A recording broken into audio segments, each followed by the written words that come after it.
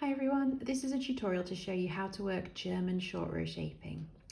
Here I've got the neckband of a sweater and I'm going to be adding short row shaping into the back approximately third to a half of the neckband. So when it's finished you'll see a little semicircle of stockinette fabric coming around this back third to a half of the neckband. And the reason that we do that on a top-down sweater is to help to bring the back neck of the sweater up a little bit because people's backs are a little bit longer than their fronts. So you want a little bit of extra fabric at the back so that the neck, when it's on, the neckband sits like this, not like this. Otherwise it'll be riding up your neck and quite irritating to wear. Okay, so my recommended method for short row shaping is German short rows. Now in the pattern it will tell you to work a certain number of stitches from the beginning of the round and then once you've knit those number of stitches you stop and you work your first short row turn. So I'm going to just knit these stitches and I'll stop and then show you what to do next. Okay, so I've worked the number of stitches required. I've knit the number that I needed to knit from the beginning of the round. Then to work your first short row turn, turn to the wrong side and with your yarn in front you slip one purlwise and then you do what's called make a double stitch. And what you do here is you pull on your working yarn and pull this stitch so that the two V's of the stitch are coming up and over the needle. So I'm going to pull it pretty much as tight as I can so that you see those two V's are being stretched over the needle. Bring that working yarn round in front of the right needle, ready to purl here. And that is making a double stitch.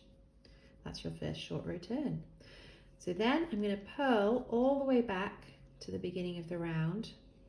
And when I reach the beginning of the round, I'm going to carry on purling the same number of stitches. It will tell you in the pattern how many stitches to purl. It's the same number as you knit in this direction because you want the two sides of the short row shaping, either side of the back of the neck, to be even.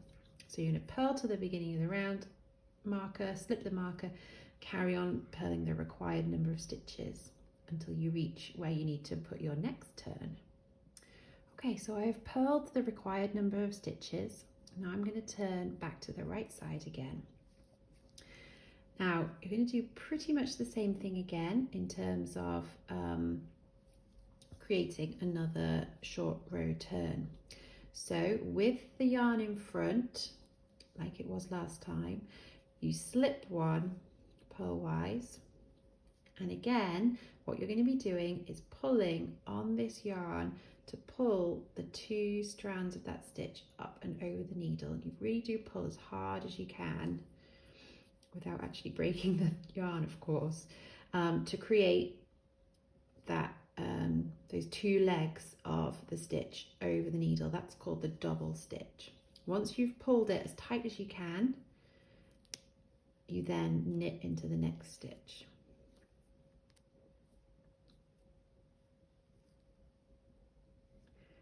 Okay, and then you're knitting all the way back to the beginning of the round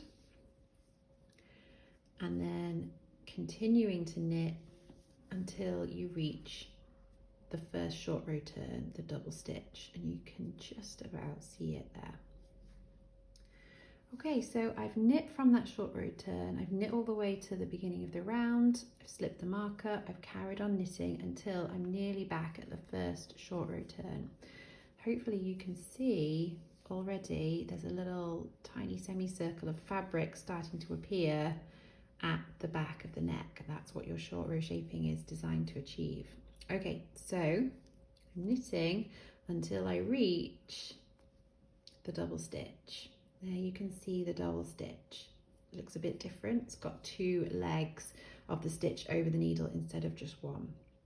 When you reach that double stitch, you're going to process the double stitch. All you do is knit those two strands together. So your needle comes through both strands, knit two together, you've processed that double stitch. You then carry on knitting for however many stitches the pattern tells you to, and then you're going to work another short row turn. So as before, turn to the wrong side with the yarn in front, slip one, pull on that yarn really tightly to create that double stitch, and because you're on the wrong side row, you're purling here, so your yarn comes round to the front, ready to purl. Keep that tension because you don't want the double stitch to slip off or lose its tension. Then you carry on purling back again. So you're going to purl back to the beginning of round and then carry on purling until you reach the last short row turn that you created on the purl side. Okay, so I've purled to the beginning of round marker, I've slipped the marker, I've carried on purling. I'm nearly at the first short row turn that I worked. So here it is. And once again, you can see it looks different from the normal purl stitches because you've got that double stitch. You're going to process that short row turn. And this time, because you're working on the purl side, instead of knitting together, you're going to purl two together.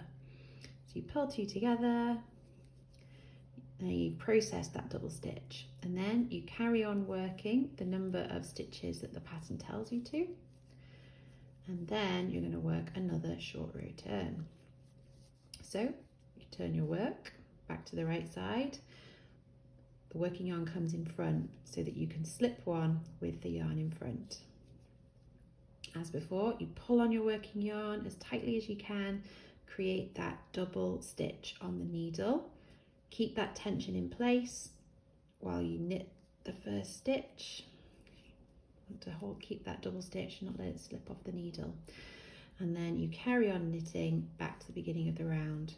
And you keep repeating this pattern of knitting to the double stitch, processing the double stitch, knitting on, turning, and so on. Keep repeating that pattern until you've worked the number of short row turns that the pattern tells you need to work. Now, on average, most people need about 1 inch of extra fabric at the back of the neck. For average people, that gives you the best fit. However, you might like to play around as you get more experience with knitting jumpers. You might like to play around with the number of short rows that you work. Personally, for me, 1.5 inches is about right. I get the best fit from that. I'm not sure exactly why. I do know that I'm fairly broad-shouldered and I have a tendency to slightly round out my upper shoulders. So it's possible that those things affect the number of short rows that feel comfortable for me. But as I said before, on average, about 1 inch of short row shaping is about right. So that's a good place to start for most people. Okay, so now I've worked all the short row shaping that I want. As you can see, I've now got this nice semi-circle, like crescent of extra fabric at the back of the neck. And you can see what that achieves. It pushes the back of the neck band up higher than the front. So you've got that nice sloped effect that we were aiming for in the first place. Now, what I've done is I've worked my short row shaping. Here's my beginning of round. I've worked backwards and forwards until I did all the short row shaping that I needed. Then once I got back to my beginning of round and I had all the short row shaping done, I'm then working the next round, which is where you knit one round all the way round.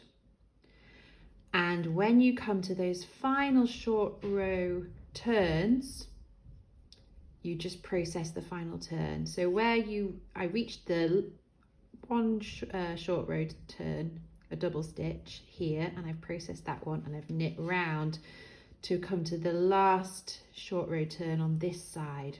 Now I'm just going to show you this one because it's slightly different to the rest. The reason for that is because when you are working your short rows, you are working backwards and forwards in this direction. So all the short rows that you were creating on this side, you were processing them on the wrong side by purling two together when you got to the double stitch and you're working them in this direction. But you're now working in the round, so you're coming at this final short row turn in the opposite direction. And for some reason, double stitches do not like to be processed in the wrong direction. I'll show you what I mean. So I'm knitting until I reach my double stitch. And here is my double stitch. You can see it there. And you're going to process it as you have done with all the others when you're on a right side row, which is to knit the double stitch together. Now, when you look really closely, it doesn't look as perfect as the rest. I'm not sure exactly why. It just doesn't like being processed coming at it from the opposite direction. Now, the best thing that I can suggest to you is the following. So you've processed your double stitch by knitting two together, but what you have is this quite a loose loop of yarn here, which was part of the double stitch.